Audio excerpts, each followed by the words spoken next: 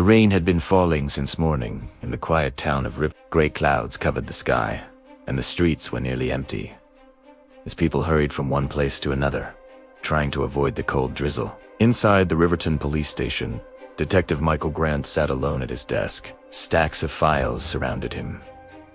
Some were open, some were closed, but one file sat directly in front of him. Old-faded and untouched for years.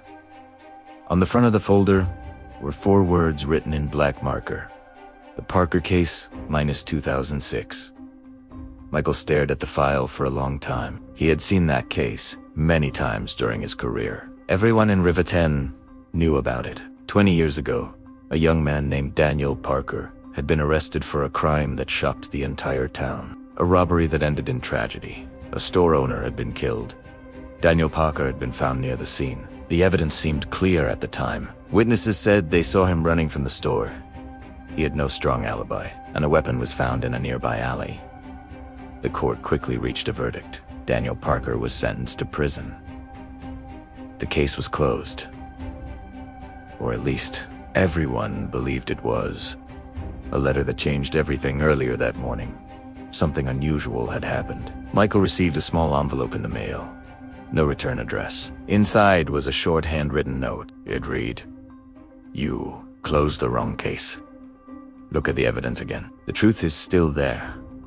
Attached to the letter was a small photograph. The photo showed a parking lot behind the old convenience store where the crime happened, but what caught Michael's attention was the timestamp. The photos had been taken the night of the robbery, and in the corner of the image was something investigators had never mentioned before. A second car. Michael leaned back in his chair. His mind began racing. How had no one noticed this before? The reopened investigation Detective Grant had been a rookie officer when the Parker case happened. He remembered how quickly everything moved. The town demanded justice. The evidence seemed convincing. The case was closed in less than 3 months. But 20 years later, something didn't feel right. Michael opened the old file and began reviewing every detail. Witness statements, evidence photos, court transcripts. The deeper he looked, the more questions appeared. One witness said they saw Daniel Parker running from the building, but another witness said they saw 2 people arguing behind the store shortly before the robbery. That statement had been dismissed at the time. Then Michael looked at the photograph again. The second car in the parking lot was partially hidden in shadows, but it was definitely there. And according to the original police report, Daniel Parker didn't own a car. A visit to the prison the next day? Michael drove 2 hours to the state prison where Daniel Parker had spent the last 20 years of his life. When Daniel entered the visiting room, Michael barely recognized him. The man was older now. His hair had gray streaks, but his eyes were calm. Tired, but calm. Daniel sat across from the detective. "So," he said quietly, "why now?" Michael placed the photograph on the table. "Did you see this before?" Daniel looked at it carefully. Then he shook his head slowly. "No."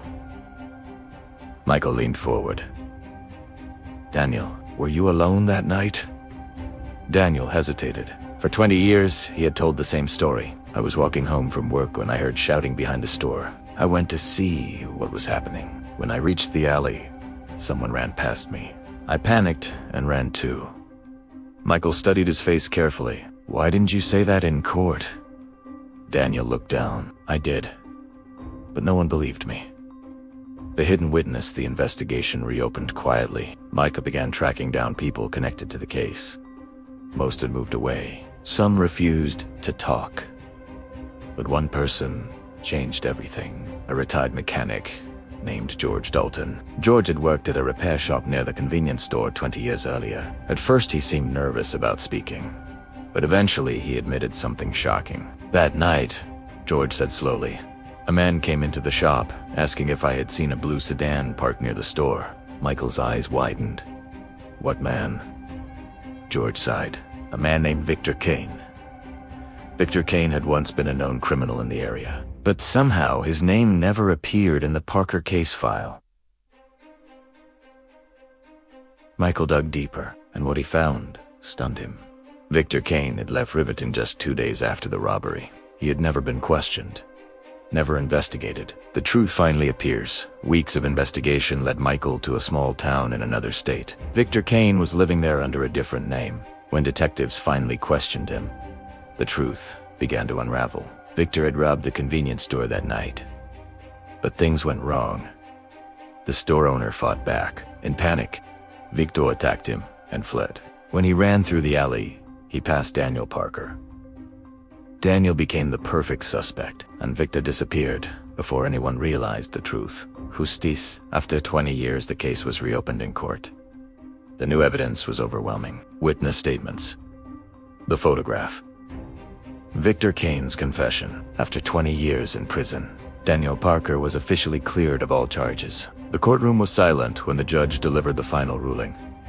Daniel sat quietly, his hands shaking slightly. 20 years of lost time. 20 years of a life taken away. Outside the courthouse, reporters surrounded him. One of them asked a question everyone was thinking. How do you feel now that the truth has finally come out? Daniel looked at the sky for a moment before answering. I always believed the truth would come someday. He sighed softly, but I didn't know it would take 20 years. The lesson back in River. Detective Michael Grant placed the old Parker case file back into the archive. But this time, a new note was attached to the front. It read, "Case closed, innocent." Some truths hide for years, sometimes even decades. But the truth has a strange way of finding its way back to the surface. And when it finally does, it changes everything. Because no matter how much time passes, the truth never disappears. It simply waits for someone brave enough to uncover it.